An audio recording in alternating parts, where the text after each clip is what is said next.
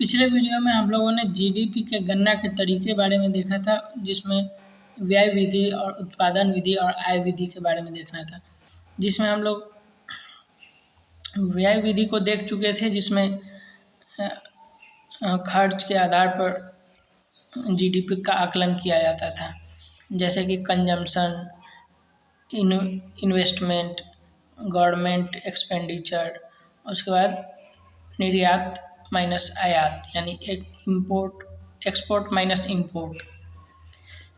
तो इससे भी जीडीपी निकलता है। फिर देखा हम लोगों ने कि आय विधि से कैसे जीडीपी निकलता है। तो इसमें सबका आय लिखा जाता है, जैसे कि वेजेस मतलब पगार से कितना आया, किराया कितना आया, ब्याज कितना आया और लाभ कितना आया। इन सबों को जोड़ करके इसका जीडीपी ज्ञात करते हैं आय विधि से। उसके बाद एक जीवीए देखना था। जीवीए मेथड में हम लोग देखते हैं आज। जीवीए होता है ग्रॉस वैल्यू एडेड, जिसमें किसी भी देश का जीडीपी ज्ञात करने के लिए उसमें मूल्यवर्धन को निकाला जाता है।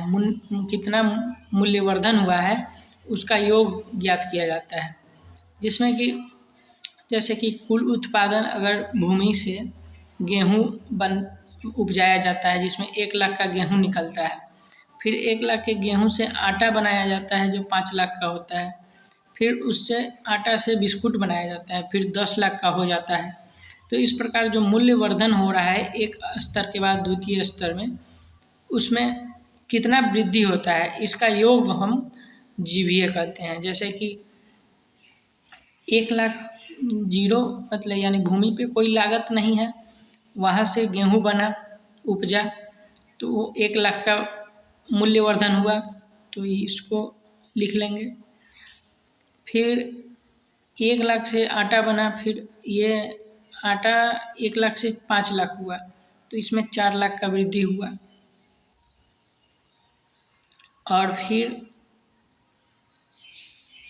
आटा से बिस्किट बना, तो इसमें 5 लाख से 10 लाख बना, तो फिर इसमें 5 लाख का वृद्धि हुआ। तो इस प्रकार देखते हैं। तो मध्यवर्ती वस्तुओं का जो दाम है वो कितना बढ़ रहा है, इस हिसाब से हम मूल्यवर्धन ज्ञात करते हैं। तो इस प्रकार देखते हैं, जैसे जीरो था तो 1 लाख का गेहूँ बना तो 1 लाख का मूल्यवर्धन हुआ। फिर गेहूँ से आटा बना तो 4 लाख का मूल्यवर्धन हुआ। 1 लाख से 5 लाख बन गया। फिर आटा से बिस्किट बना तो फिर 5 लाख का मूल्यवर्धन हुआ। तो इस प्रकार देखते हैं। तो 4, 5, 9 और 1, 10 लाख का कुल मूल्यवर्धन हुआ। अब जब कुल मूल्यवर्धन, उसी को जीवीए कहते हैं, यानी कुल ग्रॉस वैल्यू एडेड कितना हुआ। मूल्यवर्धन बराबर उत्पादन मूल्य माइनस मध्यवर्ती वस्तुओं का मूल्य।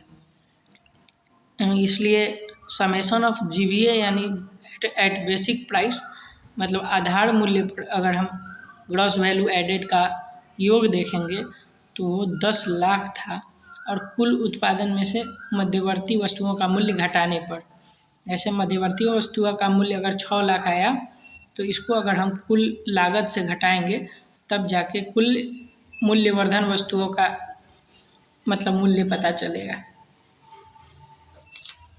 तो इसे ही निकाले हैं हम लोग। पहले कुल उत्पादन 16 लाख की वस्तुओं का हुआ, कुल उत्पादन में लागत 16 लाख, और मध्यवर्ती वस्तुओं का लागत 6 लाख का, और जो प्रोडक्ट आया फाइनल प्रोडक्ट वो उसमें लाभ हुआ 10 लाख का, यानी 10 लाख का मूल्यवर्धन हुआ। तो इसी को हम देखते हैं। और जीवीए में बेसिक प्राइस पे किसी आधार वर्ष पे अप्रत्यक्ष कर और सब्सिडी को घटा देंगे।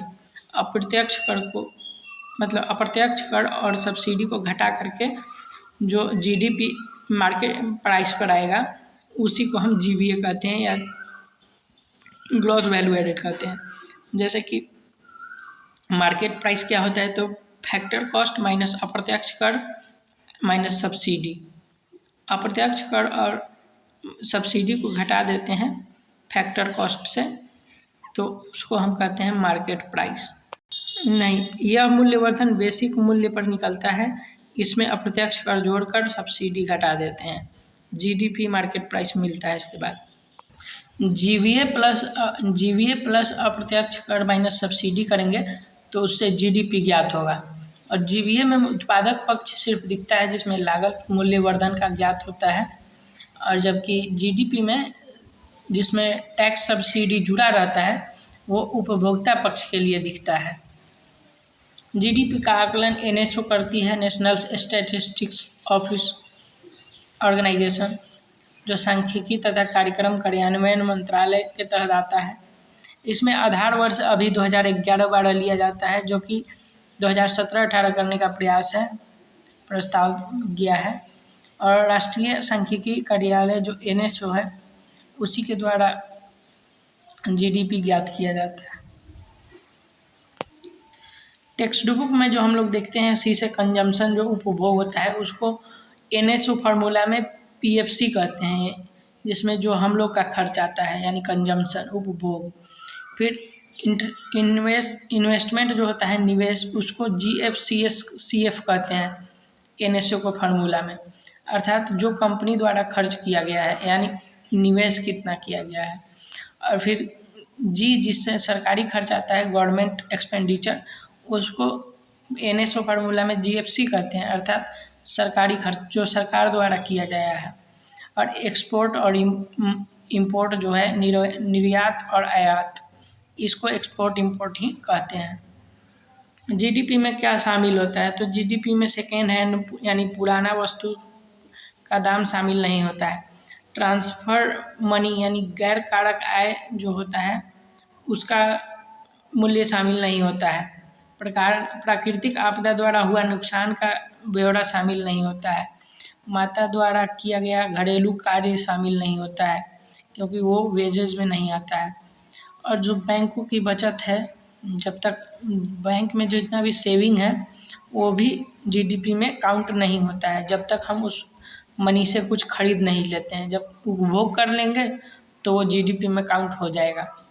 शेयर या बॉन्ड या लॉटरी आदि इसमें शामिल नहीं होते हैं। जो अकारक आय है, जो हर वो जगह जहाँ पे उत्पादन नहीं हो रहा है और कोई भी उत्पादन के बिना ही मतलब पूंजी आ रहा है, उसको जीडीपी में शामिल नहीं करते हैं। जीडीपी में कहाँ का पता चलता है कि कहाँ उत्पादन हुआ है। जैसे घरेलू सीमा के अंदर में हुआ उत्पादन जीडीपी के अंदर में आता है, चाहे वो विदेशी करे या कोई भारतीय करे, दोनों। जीडीपी के अंदर में भारतीय निवासी नहीं देखते हैं, दोनों शामिल होता है, भारतीय और विदेशी दोनों, जो भी उत्पादन देश के सीमा के अंदर में हुआ है। और जीएनपी में जीडीपी तथा भारतीय द्वारा जो विदेश में आय किया गया है उसको जोड़ते हैं, और जो विदेशी द्वारा भारत में आय किया गया है उसको घटाते हैं, और सिर्फ भारतीयों की आय को गणना करते हैं। इसको हम जीएनपी कहते हैं, ग्रॉस नेशनल प्रोडक्ट। जीएनपी क्या है, तो जो जीडीपी में से विदेशी का किया गया आय घटा देंगे तो उसको हम कहेंगे, और भारतीय का जो विदेश में किया गया है उसको जोड़ देंगे तो वो कहलाएगा जीएनपी यानी ग्रॉस नेशनल प्रोडक्ट। यानी जीएनपी का मतलब है कि सिर्फ भारतीयों द्वारा अर्जित किया गया आय, चाहे वो विदेश में हो या भारत में, दोनों को जोड़कर, तो उसको हम कहते हैं जीएनपी यानी सकल राष्ट्रीय आय या ग्रॉस नेशनल प्रोडक्ट या इनकम। अब जीडीपी को सामान्य भाषा में कहते हैं कहाँ उत्पादन हुआ है, और इंडिया में होगा तो वो जीडीपी के अंदर में आएगा। और जीएनपी में कौन उत्पादन कर रहा है, अगर इंडियन कर रहा है तो जीएनपी में आएगा, चाहे वो विदेश में करे या भारत में करे। अब जीएनपी और जीडीपी का फॉर्मूला क्या है, तो जीएनपी बराबर जीडीपी प्लस भारतीयों द्वारा विदेश में अर्जित आय माइनस विदेशी द्वारा भारत में अर्जित आय। जीडीपी क्या है, तो GDP plus X minus Y. X minus Y को करते हैं भारत में भारतीयों द्वारा विदेश में किया गया है माइनस विदेशी द्वारा भारत में किया गया है, दोनों को घटा लेते हैं तो निबल भारतीयों का आय पता चलता है, यानी net factor income from abroad. मतलब विदेश में जो भी इनकम हो रहा है वो नेट इनकम कितना है, तो विदेशी जो भारत में आय कर रहे हैं उसको घटा देंगे और जो भारतीय विदेश में आय कर रहे हैं उसको जोड़ देंगे। तो इससे आएगा निबल, यानी इससे आएगा निबल विदेश द्वारा प्राप्त कुल कारक है, इसको कहते हैं net factor income from abroad. यही है जीएनपी बराबर जीडीपी प्लस एनएफआईए, इसी को कहते हैं net factor income from abroad, को कहते हैं NFIA, net factor income from abroad. अब आते हैं मूल्यह्रास क्या है। मूल्यह्रास वस्तुओं के इस्तेमाल से हुआ घिसाव को कहते हैं या टूट फूट को कहते हैं। जब हम वस्तु का उत्पादन कर रहे हैं तो उसके क्रम में, उसके दौरान जो वस्तुओं का घिसाव जो हो रहा है और जो टूट फूट हो रही है हमारे मतलब साधनों का, उसको हम मूल्यह्रास के रूप में देखते हैं। मतलब मूल्यह्रास से वास्तविक नेट लाभ का पता चलता है, यानी नेट निबल आय बराबर ग्रॉस माइनस डेप्रिसिएशन। जो ग्रॉस उसका दाम है, ग्रॉस प्रोडक्ट माइनस डेप्रिसिएशन घटा देंगे, यानी मूल्यह्रास को हटा देंगे, तब आएगा निबल मूल्यह्रास, निबल राष्ट्रीय आय। सकल घरेलू उत्पाद यानी जीडीपी माइनस मूल्यह्रास बराबर निबल घरेलू उत्पाद, यानी जीडीपी माइनस डेप्रिसिएशन बराबर नेशनल डोमेस्टिक प्रोडक्ट। फिर सकल राष्ट्रीय उत्पाद माइनस मूल्यह्रास यानी जीएनपी माइनस डेप्रिसिएशन, तो आएगा नेट नेशनल प्रोडक्ट यानी निबल राष्ट्रीय आय। इसी को शॉर्ट में लिखा गया है, समझाया गया कि GDP at market price minus मूल्यह्रास, तो आएगा NDP national domestic product at market price, और जीएनपी यानी gross national product at market price, तो मूल्यह्रास माइनस कर देंगे तो net national product at market price आएगा। ये सभी net factor income from abroad के जोड़ने के साथ होता है। जैसे जीडीपी में अगर net factor income from abroad जोड़ेंगे तब आएगा जीएनपी, जो कि gross national product at market price होगा। मार्केट प्राइस क्या है, तो जब भी हम फैक्टर कॉस्ट में अप्रत्यक्ष कर माइनस सब्सिडी को घटा देंगे, मतलब अप्रत्यक्ष कर में से सब्सिडी को घटा देंगे तो जो निबल बचेगा उसी को हम कहते हैं market price at factor cost. कारक का जो लागत है उसमें अप्रत्यक्ष कर को जोड़ देते हैं और उसके बाद उसमें जो सब्सिडी मिलता है तो घटा लेते हैं, नहीं मिलता है तो उतना ही मार्केट प्राइस कहलाता है।